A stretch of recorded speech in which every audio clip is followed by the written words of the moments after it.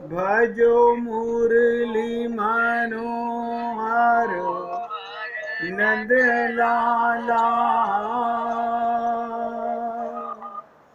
भजो मुरली मनोहर नंद लाला।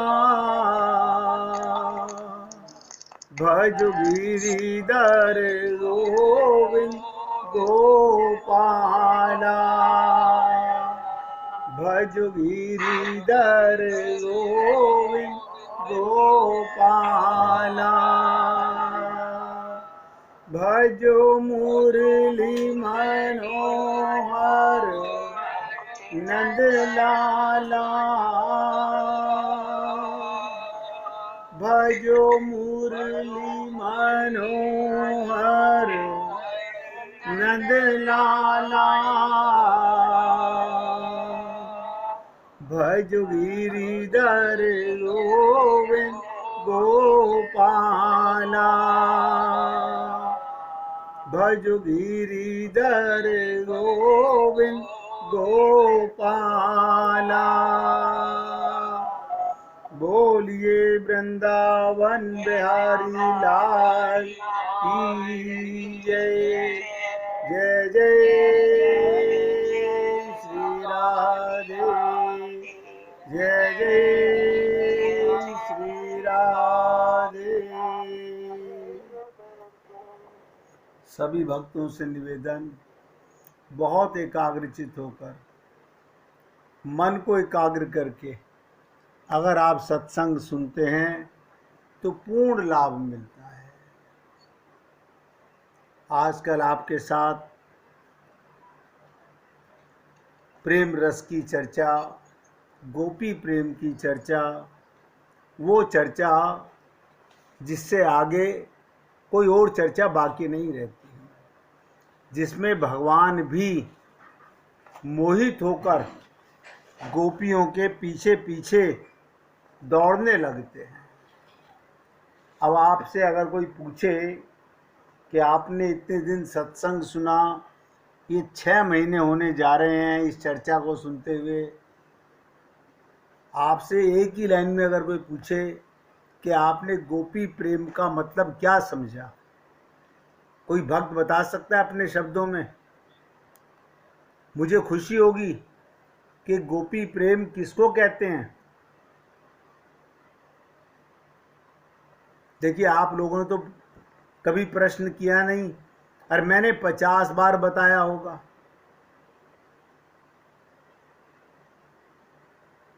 सबसे पूछ रहा हूं, गोपी प्रेम का मतलब क्या? भगवान की पत्नियों से भी ऊंचा दर्जा, भगवान की 16,108 पत्नियां, उनको वो स्थान नहीं मिला जो गोपियों को स्थान मिला। कुछ तो कारण होगा। मेरे मन में अभी अभी ये प्रश्न आया था। जी बोलिए। मन से अपना समर्पण कर रहा है भगवान को। क्या जी? अपने मन का समर्पण कर देना। अपने मन का समर्पण कर देना भगवान के लिए, यही गोपी प्रेम है। और कोई भक्त बताना चाहे?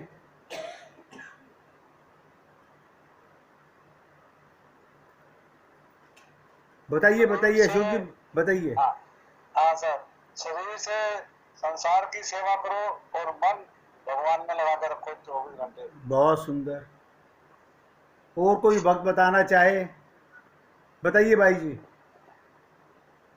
अपनी कोई कामना ना हो, सिर्फ भगवान की खुशी की कामना हो। बहुत सुंदर। और कोई बताना चाहे गोपी प्रेम?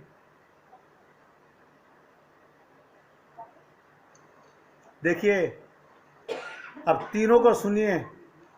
राजकुमार जी ने कहा मन का सरेंडर, ये गोपी प्रेम का एक पार्ट है। पूर्ण शरणागति, मन का सरेंडर बहुत बड़ी उपलब्धि है। अशोक जी ने जो कहा कि शरीर संसार को और आत्मा से परमात्मा को प्रेम किया जाए, ये भी बहुत ऊंची चीज है। भाई जी ने कहा अपनी कोई कामना ना हो, निष्काम प्रेम किया जाए, ये भी बहुत सुंदर है। लेकिन मैं जो आपको बताना चाहता था, ये गोपी प्रेम, अब ध्यान से सुनिएगा, इसका मतलब होता है गोपनीय। अब इसे भूलिएगा मत। गोपनीय का क्या मतलब? मैं जानूं या वो जाने,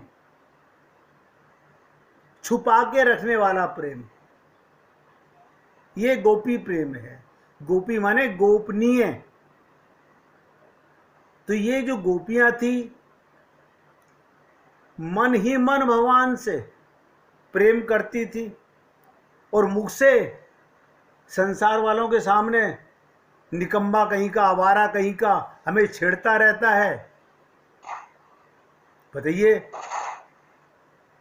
अब लोग कहते नंद का छोरा है, क्या कहें,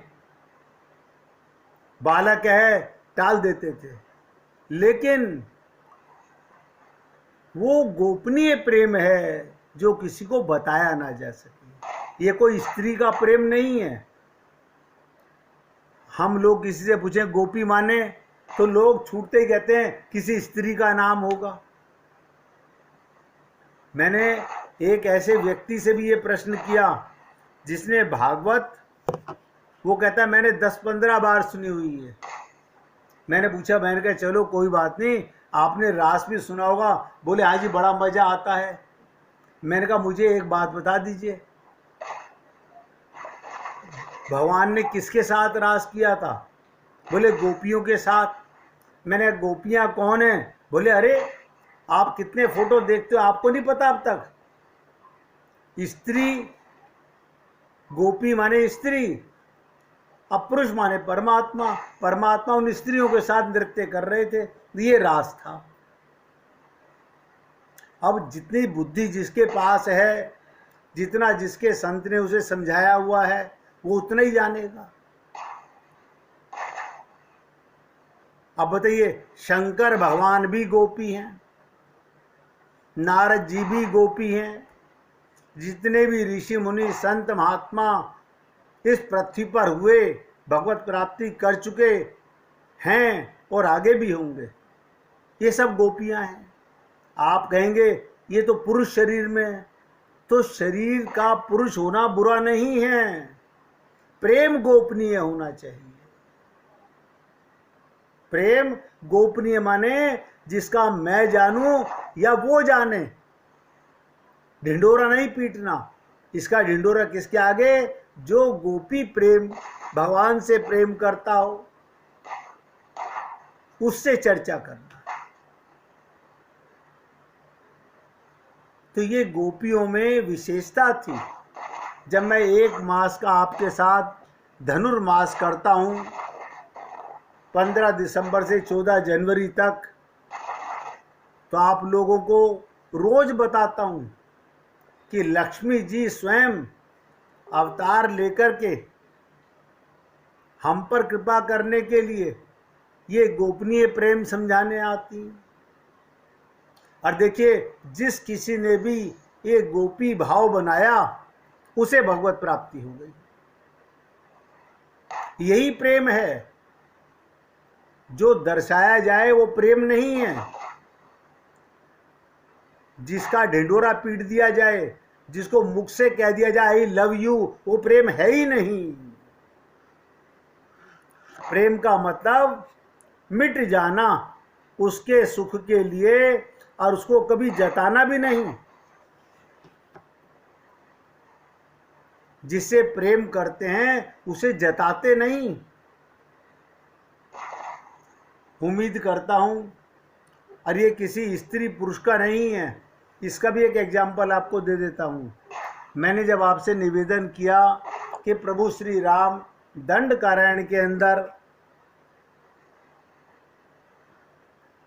जब ऋषि मुनि संत महात्माओं से मिलने जा रहे थे, उस समय वो मुनि, वो संत जो भगवान को अंतर ध्यान होकर के चिंतन कर रहे थे, समाधिष्ठ थे, जिनकी समाधि लगी हुई थी, उनकी सबकी समाधि टूट गई और वो सारे के सारे आत्मा से निकलकर भगवान श्री राम की ओर भागे।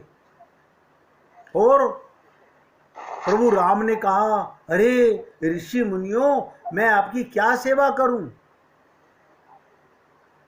अब बताइए, आप कहेंगे पुरुष शरीर में है, ये कैसी बात कर रहे हैं ऋषि मुनि संत महात्मा? उन्होंने कहा, हम तुम्हारे बिना जीवित नहीं रह सकते, तुम हमारे पति और हम तुम्हारी पत्नियां, हम तुम्हें प्रेम करते हैं, आप और हम लोग तो शरीर मानते हैं।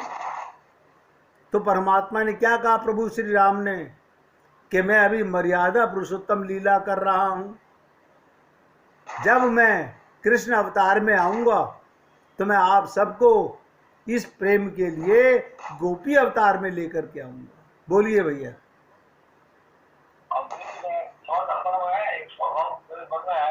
जी। जब भगवान शंकर आए थे उनके पास से मिलने के लिए, हाँ। तो वहाँ तो लड़की खड़ी थी ना, उनकी जो सहेली खड़ी हुई, बोला नहीं आप तो इसलिए बेच रहा हो। हाँ। ये तो कहा भगवान शंकर को बोला उन्होंने कि आप इसलिए बेच रहा हो। क्या हो? इसलिए बेच रहा हो आप। हाँ। आप हाँ। तो ये तो कहा उनको। बता देता हूँ। ये परीक्षा लेने के लिए, ये परीक्षा लेने के लिए शंकर भगवान की ललिता जी ने कहा था। ललिता जी गेट के बाहर खड़ी हुई थी, उन्होंने भगवान शंकर से कहा कि वहाँ पर तो केवल उन आत्माओं का प्रवेश है जो भगवान से प्रेम करती हैं, और स्त्रियों का प्रवेश है, ये तो शब्दों का बात है। ये परीक्षा लेने के लिए भगवान शंकर ने कहा, मुझे आप स्त्री बना दीजिए, मेरे प्रेम को तो ये मैं जानता हूँ या वो जानता है। अब उससे आगे की लीला सुन लीजिएगा।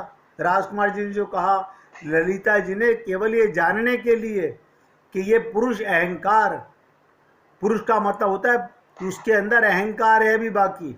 भगवान शंकर ने कहा, नाना गोपी बनने को तैयार हूँ, स्त्री का श्रृंगार कर दीजिए, मगर प्रेम तो मैं परमात्मा से करता हूँ।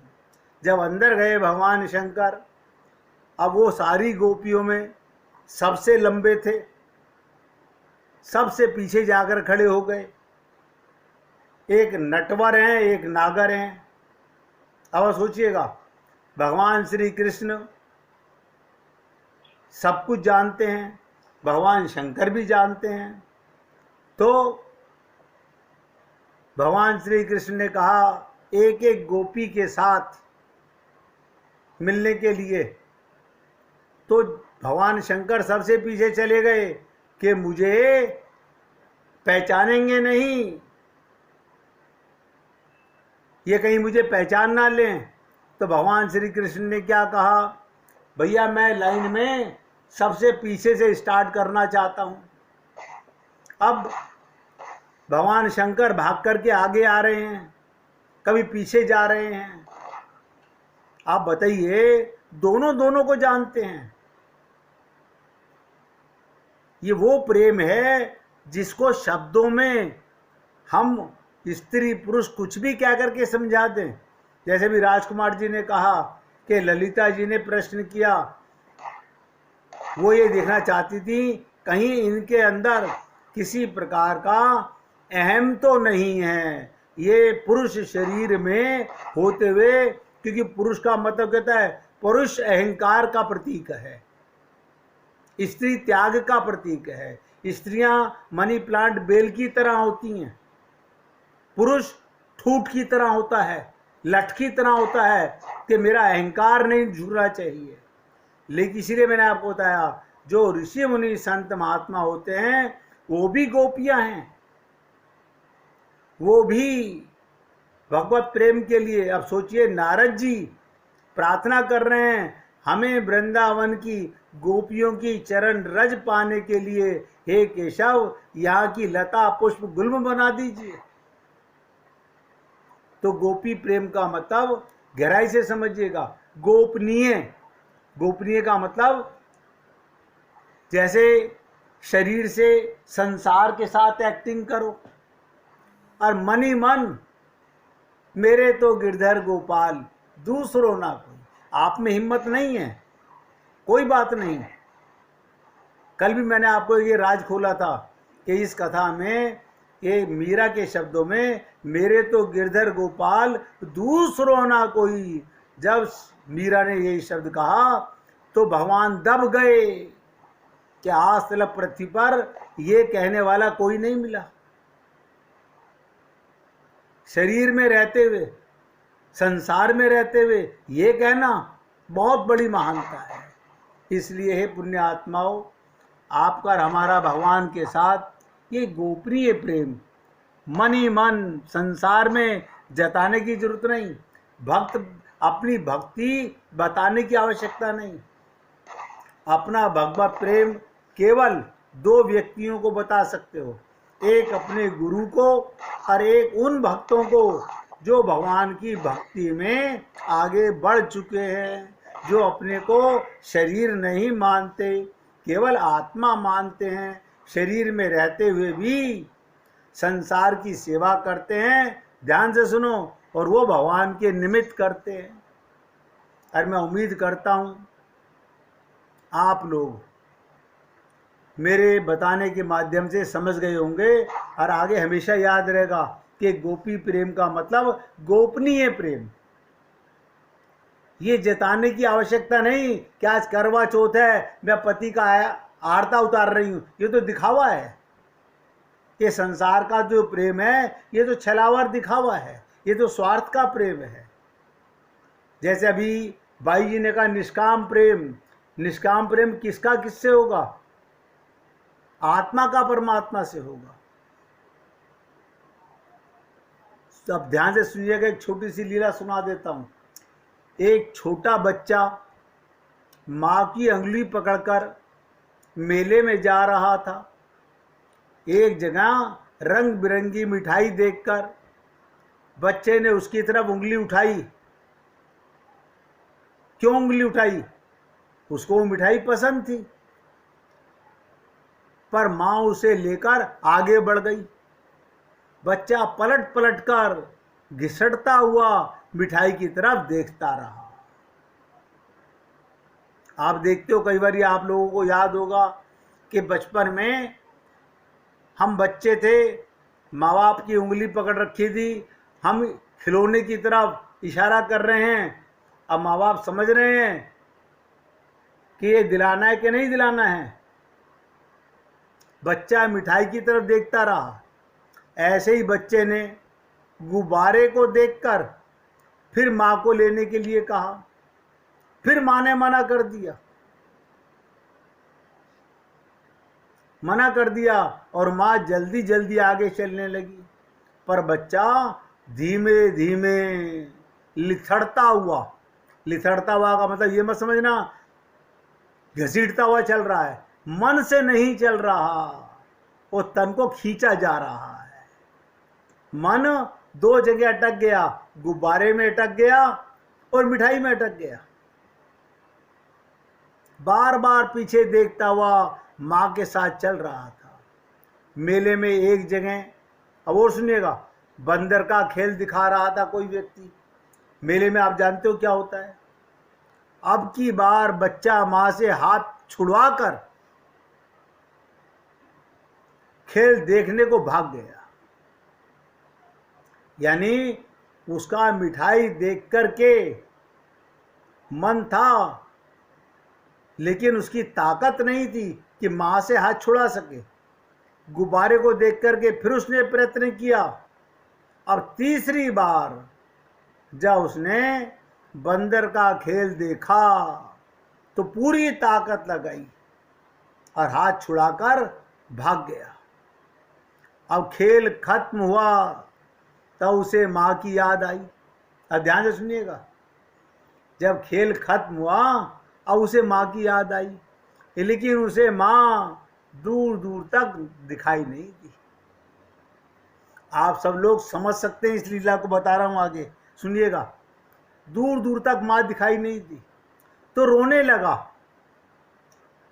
एक दयालु आदमी जिसे कहते हैं संसार में गुरु, मैं आपसे निवेदन करता हूं ना, बिनु हरि कृपा मिलई नहीं संता। संत महात्मा बिना भगवान की कृपा के नहीं मिलते। एक गुरु दयालु आदमी ने आकर उसे गोद में उठा लिया। ध्यान से सुनिएगा, आपको पता नहीं चलता, जब गुरु हमारे को हमारा परिचय कराता है, जीवन का परिचय कराता है, वो हमें अपनी गोदी में ले लेता है। वो हमारे अंदर कोई बुराई नहीं देखता। उस बच्चे को गोदी में उठा लिया और चुप कराने की कोशिश करने लगा। उसने बच्चे को गुब्बारे देने का प्रयास किया। ध्यान से सुनो, अभी गुब्बारे के लिए मचल रहा था। गुब्बारा देने का प्रयास किया, बच्चे ने मुंह घुमा लिया। गुरु ने मिठाई देने का प्रयास किया, बच्चे ने नहीं ली, रोता ही जा रहा है। उसे अब सिर्फ मां चाहिए थी। मेले की किसी भी चीज में अब उस बच्चे की रुचि नहीं है। बताइएगा, बुद्धि लगाइएगा।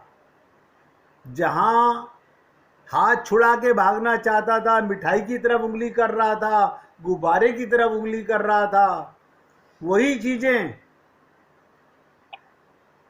वो उसको गुरु दे रहा है।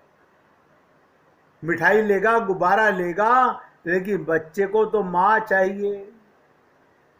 अब आप मुझे बताइएगा, आप हम लोग इस लीला से क्या अर्थ समझेंगे? लीला तो आपने सुन ली, बता देता हूं, बहुत ध्यान से सुनेंगे। असली चीज है भावार्थ।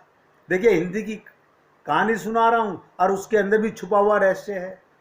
छुपा हुआ क्या रहस्य है? जैसे वो बच्चा मां के लिए अब रो रहा है, ऐसे ही हम लोग भी परमात्मा से विमुख होकर, हम भी तो बच्चे ही हैं ना। हम अपने आप को शरीर से बड़ी उम्र होने पर क्या समझते हैं? हम तो बहुत बड़े हो गए हैं। अरे बाबा, भगवान के तो आप आज भी बच्चे ही हो। अभी ये शरीर छूट जाएगा, यही आत्मा फिर किसी माँ का बच्चा बन जाएगी। पशु का बनो, पक्षी का बनो, बनोगे तो बच्चे ही। अरे हमेशा बच्चा ही रहती है परमात्मा के लिए। अब ये मेला क्या है? बहुत ध्यान से सुनिएगा। इसी तरह हम सब लोग परमात्मा से विमुख होकर संसार रूपी मेले में मग्न हो जाते हैं। ये पूरा संसार मेले के समान है और हमारा मन नई नई चीजें पाने का करता है। आप देख लो, अभी भी संत महात्मा नहीं, इसी वो तो बहुत जरूरी है संसार के लिए, शरीर के लिए तो सब कुछ चाहिए ना। ये ठीक है कि भगवान भी चाहिए। देखो कमाल है, लोग आग अपनी बुद्धि लगाते हैं। आपकी बात ठीक है, भगवान को भी प्रेम करेंगे, लेकिन मकड़ जाल परिवार से तो प्रेम करेंगे ही। यानी परिवार के लिए तो ही लगाते हैं और भगवान के लिए भी लगाते हैं। और गाते क्या हैं? राम ही केवल, अब ही लगा रहे हैं, राम ही केवल प्रेम प्यारा। ये बातें समझ में नहीं आती। ये संसार एक मेला है और हम मेले में जैसे वो बच्चा हाथ छुड़ाकर, हमने क्या करा? भगवान से मुख फेर कर अपना मन संसार के सन्मुख कर लिया। आज वहां जाना है, आज वहां जाना है। ये क्या है? रगड़पट्टी। भगवान अंदर देख रहे हैं कि बच्चा मुझसे मुख फेर कर संसार में खूब मस्त हो रहा है। और अंत समय जब बुढ़ापा आता है या मेले का उपयोग आप करने की शक्ति नहीं रहती, तब उसकी याद आती है। तब परमात्मा की याद आती है, मेरी माँ कहाँ है। अब वही संसार अच्छा नहीं लग रहा। सोच के देखिएगा, जब मेले में साथी साथ छोड़ने लगते हैं, जब परिवार के लोग एक एक करके जाने लगते हैं, तब उस परम मित्र का ख्याल आता है। लेकिन तब तक शरीर में उसे प्राप्त करने की शक्ति नहीं रह जाती। फिर पछताए क्या होते हैं जब चिड़िया चुग गई खेत। पूछिए राजकुमार जी। उस बच्चे को तो मारी याद आ गई जब खेल खत्म हो गया। हाँ, हमें तो पता है, फिर भी हम नहीं वहाँ पे। बता देता हूँ।